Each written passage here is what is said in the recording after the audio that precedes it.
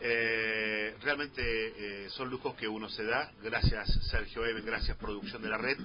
Y hoy nos damos realmente lo que yo digo, otro lujo, que es el comentario del doctor Ezequiel Eben. Ezequiel, ¿cómo estás? Buen día. ¿Qué tal? Buenas tardes a todos. El tema que vamos a tratar hoy es en recordación de un nuevo aniversario que se ha cumplido esta semana del levantamiento del gueto de Varsovia, episodio que situamos en el contexto de la Segunda Guerra Mundial y más específicamente dentro de lo que fue el exterminio nazi contra los judíos, en este caso un episodio de rebelión. Empecemos definiendo los términos. Gueto, de manera genérica, podemos definirla como una zona separada del resto en una ciudad por parámetros de discriminación racial, religiosa o étnica.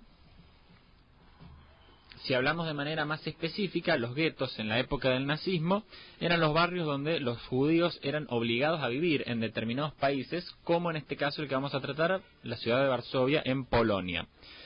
Y allí vivían en condiciones de segregación e inanición.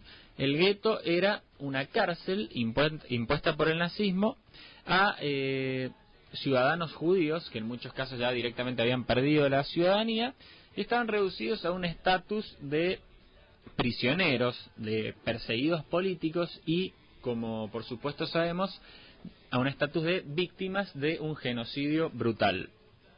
El levantamiento del gueto de Varsovia, como su título lo indica, se refiere a un episodio de rebelión, un episodio profundamente heroico en donde un puñado minúsculo de judíos, que se contaban de a cientos, ni siquiera los podemos contar de a miles, decidieron enfrentarse al opresor nazi y tuvieron un éxito relativo en su propósito.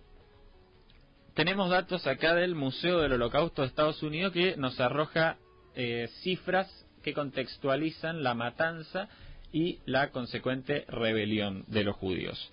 En el año 1942, en lo que fue el periodo del 22 de julio hasta el 12 de septiembre, los nazis asesinaron 300.000 judíos en el gueto de Varsovia.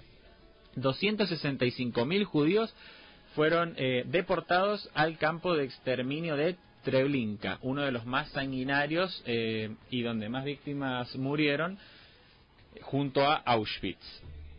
11.580 judíos fueron deportados a campos de trabajo forzados. 10.000 judíos fueron asesinados por los nazis en el gueto durante estas operaciones de deportación, que se cuentan entre las últimas, y permiso para quedarse en el gueto por parte de las autoridades alemanas recibieron únicamente 35.000 judíos. Otros 25.000 judíos intentaban permanecer a escondidas en el gueto. Frente a este clima de hostigamiento de la autoridad nazi contra la población judía, empezó a despertar la rebelión, que se agrupó en dos grandes bloques. Una organización se llamó ZOB, que traducido del polaco las iniciales significaba Organización Judía de Combate, y la otra ZZW, que significaba Unión Militar Judía. En la ZOB se agrupaban los conjuntos de izquierda, de ideología izquierdista socialista, y en la ZZW combatientes de Betar, que era una agrupación sionista derechista.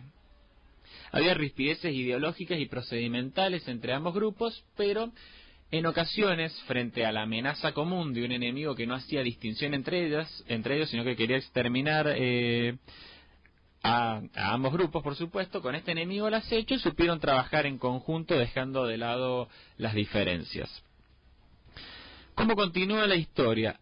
En octubre de 1942, el líder de las SS, ese grupo militar paramilitar de élite de los nazis, Heinrich Himmler, dispone que liquiden completamente al gueto de Varsovia.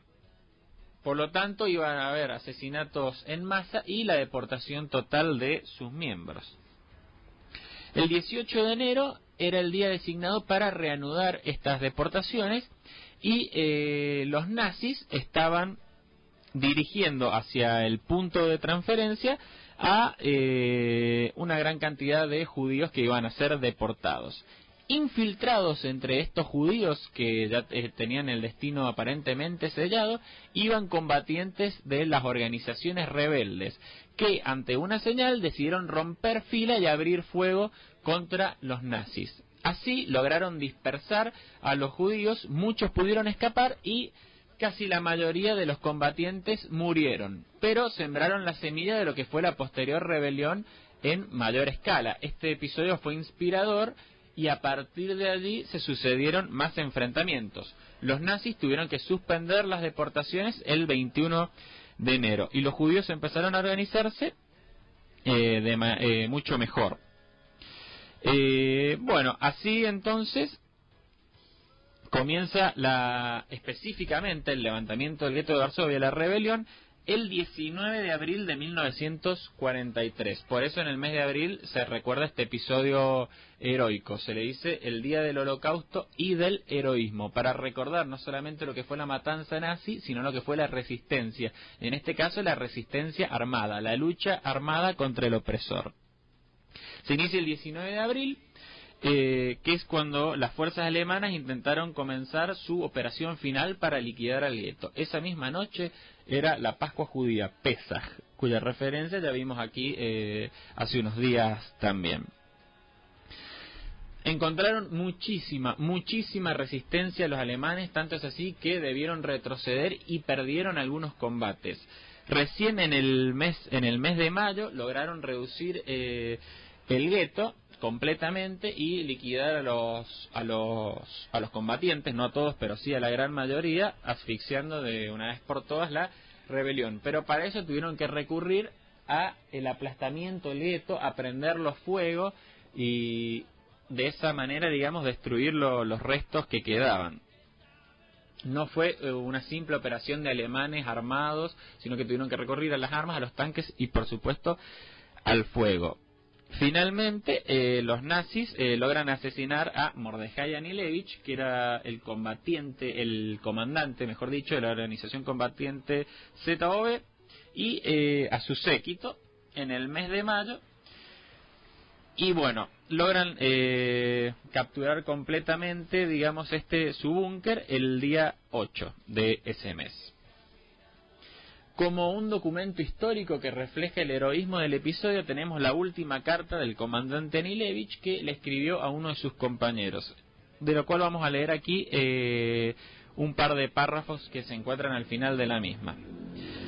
Dice Anilevich: no puedo describirte en qué condiciones nos hallamos, solamente unos pocos sobrevivirán, todos los demás habrán de sucumbir tarde o temprano, nuestro destino ya está sellado. En todos los refugios donde se hallan nuestros compañeros ya no es posible ni encender una vela por la noche por la falta de aire. Benditos sean ustedes que están allí afuera. Puede que suceda un milagro y algún día nos encontremos. Lo dudo mucho. La última aspiración de mi vida se ha cumplido. La autodefensa judía es ya un hecho. La resistencia judía y la venganza se han cumplido. Me despido de ti, querido.